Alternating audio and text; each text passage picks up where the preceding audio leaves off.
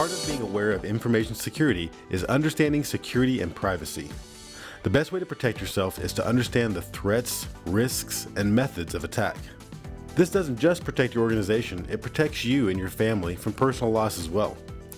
Also, don't make the mistake of thinking that we are only talking about hackers and people with nefarious evil intentions.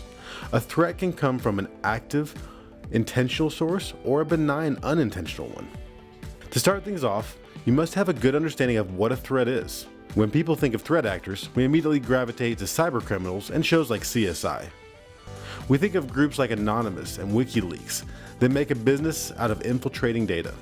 Lastly, people typically think the location of threats are on the web or a computer. Let's dispel some of these partial myths. So who are the threat actors to information security? There are easily more than 4, but on this slide, we'll identify 4 categories that could be a threat actor. A threat actor or malicious actor is a person or entity that is responsible for an event or incident that impacts or has the potential to impact the safety or security of another entity. This is a super broad term. You may live in an area prone to flooding or earthquakes. In this case, weather of the threat of natural disaster are the threat actors. Data may be destroyed or damaged or inaccessible. Remember our CIA triad. If it affects confidentiality, integrity, or accessibility of information, then it's a threat. What about coworkers? How could that possibly be a threat to the organization?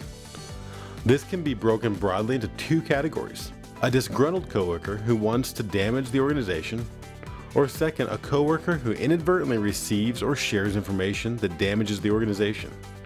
Here's an example. 2 teachers are eating dinner together outside of the school grounds, and they begin speaking about a student with an educational modification due to a medical condition.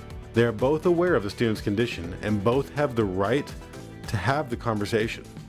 However, at the restaurant, some community members or students overhear the conversation.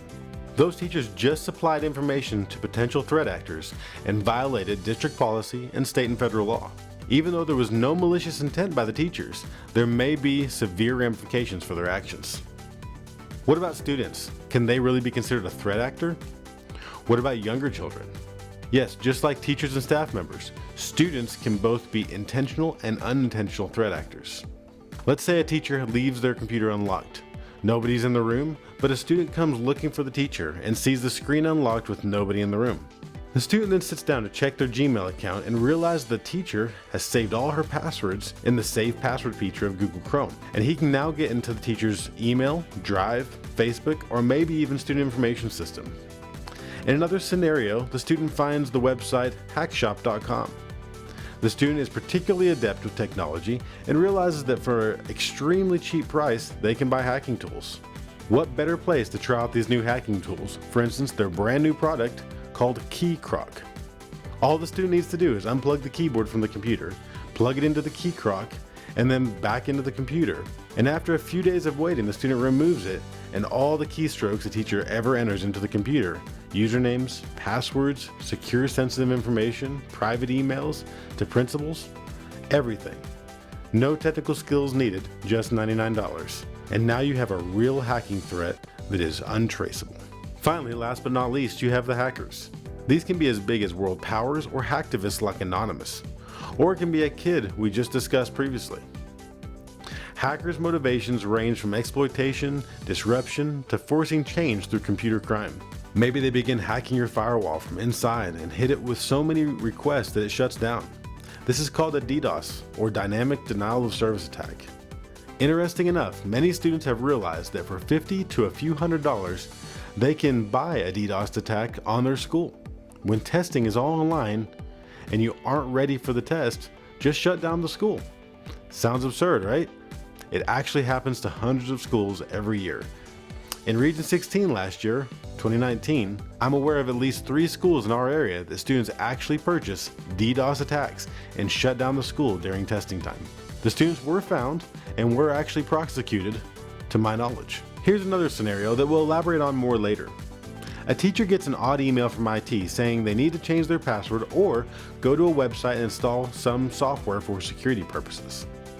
The teacher clicks the link, installs the software, and suddenly all of her files are password protected. Within minutes, all the files on the community shared drive are also password protected, and other teachers begin having the same problem throughout the building, then other buildings, and then ultimately the entire district can't access anything. This is called a ransomware attack, and it's expected to cost organizations $20 billion in 2021.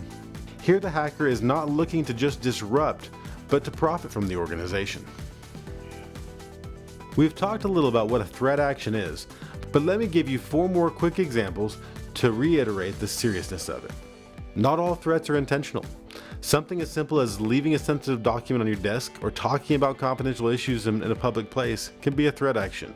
We've already mentioned several methods of intentional threat actions, but know that they can come from anywhere.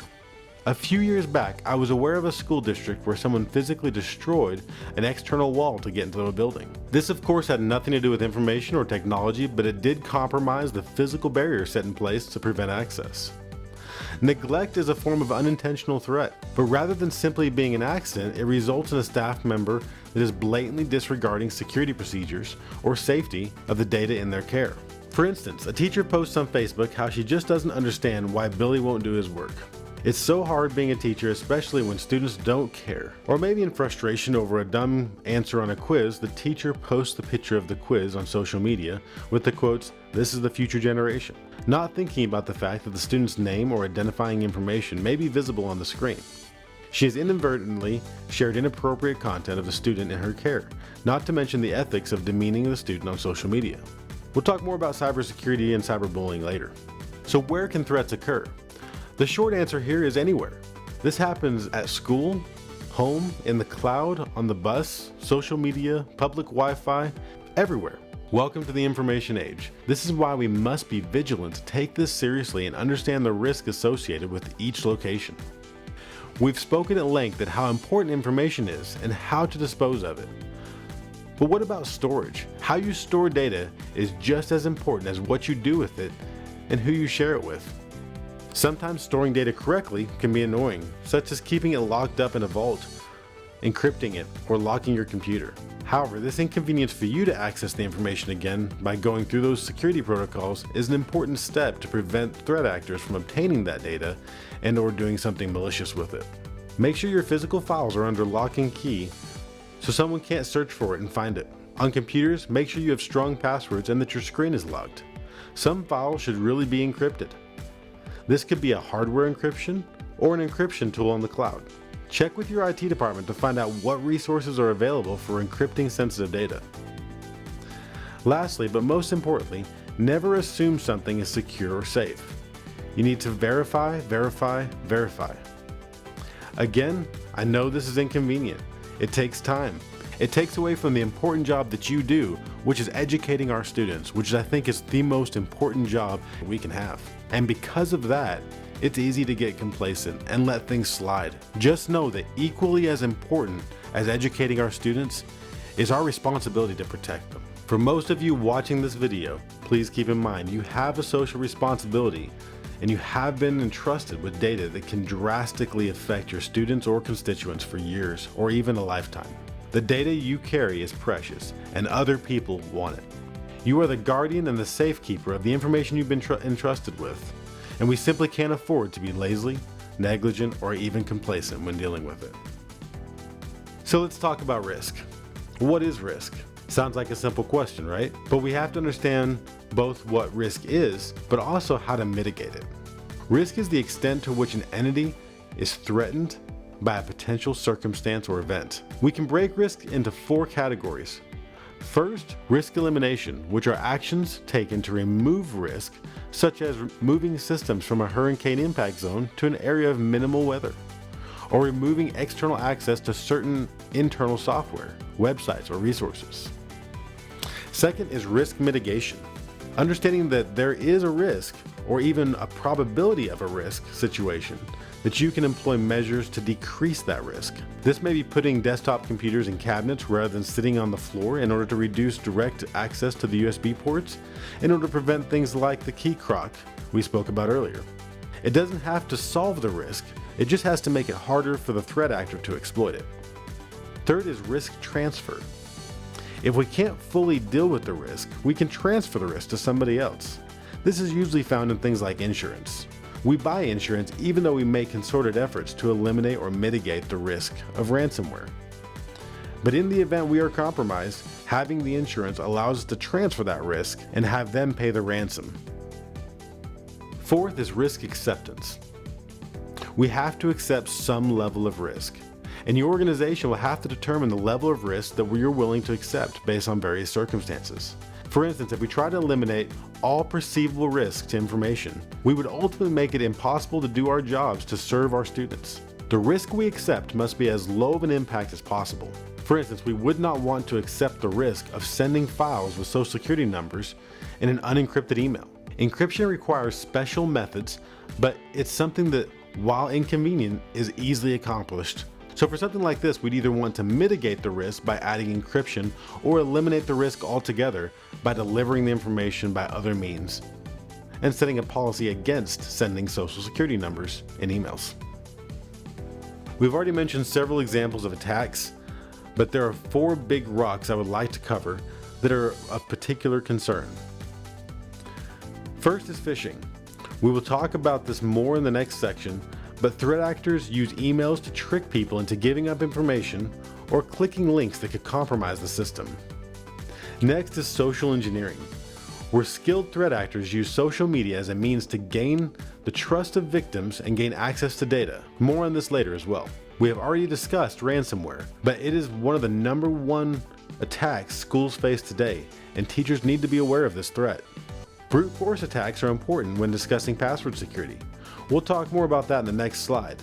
Bad passwords can allow threat actors to have access to your accounts because they try millions of various passwords generated by machines or purchased off the dark web. You may think you're being clever with your passwords, but we're not talking about a hacker trying to guess. They've either done their research with social engineering or using other methods. They're literally trying millions of passwords against your account. Using something that's not truly unique is a great way to get compromised. To make them more secure, try using phrases. Make sure they're complex. Using dictionary words may be easy for you to remember, but they're also easy for hackers to discover. You really need to avoid saving passwords in your browser. If you use dual authentication, say with Google, and you sync with Chrome, it may be hard for someone to see your actual passwords, but not if they're on your computer. Here's an example. You save all your passwords in Google Chrome and you sync it with your Google account. You feel like you're being safe because you run multi-factor authentication, so people can't log into your account unless they have your cell phone. So they can't see your password, right? Wrong. Excluding the fact that everyone should set up multi-factor authentication, it's not the Fort Knox of security. It just greatly increases your security footprint. Secondly, when you're on your desktop, multi-factor authentication doesn't kick in after you've logged in. The device is considered trusted now, so if anyone gets on your computer or if it's compromised, you just expose your entire list of passwords. If you get on a computer that's not yours, and after launching Chrome, you forget to log out, anyone who gets into that machine after you could access not only your email and files, but also your passwords by going to the passwords.google.com website. If you must save them, I recommend using a trusted password saving and encryption tool like LastPass. However, this is only as good as the master password you use and your trust in the company.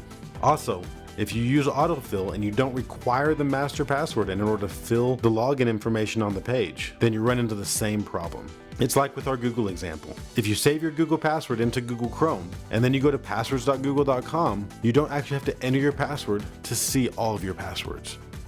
To reiterate some of these concepts, let me show you what happens when you save your passwords. On this computer, I've saved my password to cisd.us inside of Google. I've also installed a program called LastPass that has saved my password to Google. The first thing we're going to do is go to passwords.google.com. You'll see right on this page, without having to do anything, I can see all the sites that my passwords are saved on. When I click cisd.us, LastPass is already populating that for me, and I just have to click next. At that point, you can see my email, and if I can click the I, and you can see my password. Throughout this entire process, I didn't type a single password in order for you to go into my computer and see my passwords. And most of all, please, please don't hide your passwords. People are just as clever as you are, and they'll look in drawers and under keyboards or in small hidden places around the office, and they will find your password. Either keep them locked in a safe or memorize it. Just a side note here, but you don't want to use the same password or similar passwords for multiple accounts. Let's say your password is something really complex, but you use that for every service, and you just changed a couple numbers or letters at the end. As a hacker, if I compromise one of your passwords, I'm going to try millions of derivatives of that same password using software that tries to differentiate letters and number combinations associated with a common password. If I'm able to pull your password from a dark web because one of the websites were compromised, then I can take this methodology and I can use that very similar password and use millions of different combinations, and ultimately I'll be able to get into your accounts. Many sites ask you to set a series of security questions in case you forget your password. I really hate this from a security perspective because most of the time this information is stuff that you can easily find out about people. For instance, say I live in Oklahoma City and a quick Facebook search shows that my parents live in Oklahoma City as well. And you can find out that I went to high school in Oklahoma City or maybe Norman, Oklahoma. You can reasonably guess where I was born. If you can find out where I'm born, you could probably guess the name of the hospital. You'd be surprised at the amount of data you can obtain about a person just online. Here's another scenario. Maybe the security question was, what was your first pet's name? If I can't find that information online, maybe I'll create a Facebook account that matches one of your friends and I'll chat you. Or even better, I'll hack that friend's account and then chat you from their account. Then I can say things like, hey, wasn't your first pet a dog? Or what was your dog's name? Or any number of things while I engage in just general conversation. What about those fun questions you see on Facebook all the time? Have you ever got those forwards from your friends that say, hey, what are these top 10? Or what are those top 10? Or I saw one yesterday that said, how strong is your maiden name? And so the user would enter their maiden name and it would tell you how strong that maiden name was. Well, why would anybody want to know how strong your maiden name was? Because a lot of security questions ask you, what was your mother's maiden name? Or what was your maiden name? These people are trying to get this type of information. Other top 10 lists that have things like, what's your favorite color? Are you a cat person or a dog person? What's your high school mascot? What car did you learn to drive stick on? What was the name of your first car? I can go on and on, but you'd be amazed at the number of people that freely give this information up on Facebook, and the hackers just run through it and just collect the data. So how do I personally protect myself against these challenge questions that I believe are a security risk and they're easily obtained with just a little bit of research? I use a common salt. I don't tell anyone what the salt is. A salt is basically adding something to your answer, kind of like adding salt to your eggs. So let's say my salt is H18VPQ. When I get a question like, what was your first car? Instead of saying Tesla, I would say H18VPQ space Tesla. This is not 100% guarantee that someone can't get into your account, but it makes it much harder for them. It's also not a guarantee that your salt won't end up online and your answers to these security questions, so it might be a good idea to change that salt periodically. But why not add that extra layer of security?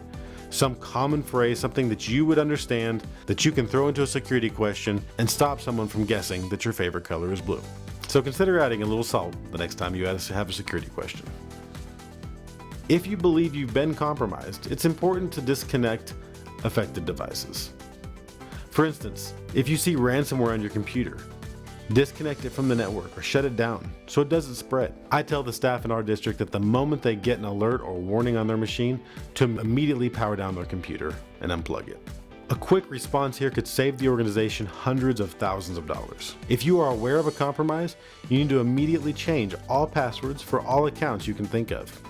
It's important that you understand that by the time you are aware of the compromise, it's likely been happening for months. If you are aware of a compromise, you need to immediately change all your passwords for all accounts you can think of. It's important that you understand that by the time you're aware of a compromise, it's likely been happening for months or possibly even years. You may want to contact your credit cards or other accounts and have them reset or closed. And finally, it's always important to contact your administrator or IT department.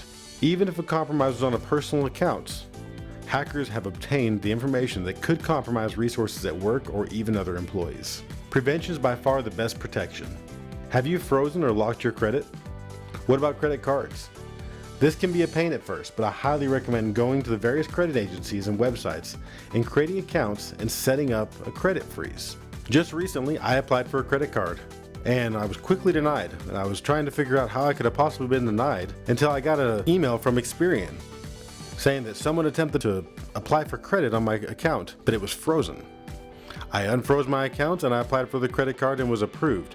But it proved that applying for a credit freeze can not only block someone from applying for credit on your behalf and compromising your identity, but it'll also notify you when that's happening. There is a difference between a credit freeze and a credit lock, and 2 of the 3 credit agencies do charge you for a lock, and it's quite expensive. But as I showed in my last example, the credit freeze takes care of most of your protection involving credit and is just a minor inconvenience if you happen to apply for credit and forget to remove the freeze. And freezing your account is absolutely free. So anyone who's not doing it is leaving themselves open to identity theft. It's really not a matter of time, it's a matter of when. And locking your credit cards is usually as easy as installing the app for your bank. Once you have the bank app installed on your device, just click the button and the card is locked.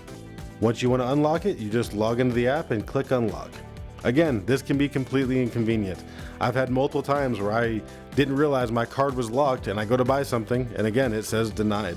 And yeah, that can be embarrassing for a second or annoying, but again, I realized very quickly, oh, my card's locked, and I pull it out, I unlock the card, and I make my purchase.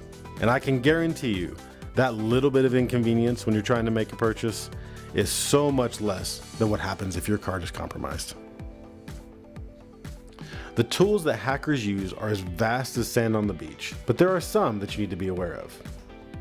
Apps are a big way that phones and devices get compromised. Even though Apple and Google scan apps for vulnerabilities, many of them get through the cracks and are found later. Be very careful at what apps you install and try to only install apps from large trusted vendors. The 8-year-old that created the fun game you play either may not really be an 8-year-old and may be a hacker, or probably doesn't really have the security mindset that someone working at Google or Microsoft would have. Furthermore, apps and things like G Suite, like Google Docs, Drive, and other resources often have great features but have huge impacts on security. Here's an example of many, if not all, of the mail merge programs that I've seen in Google. They are built by third parties, not Google, and request full access to your Google Drive account. When you say yes, then you're authorizing this company and their system to have complete access to any file on your Google Drive.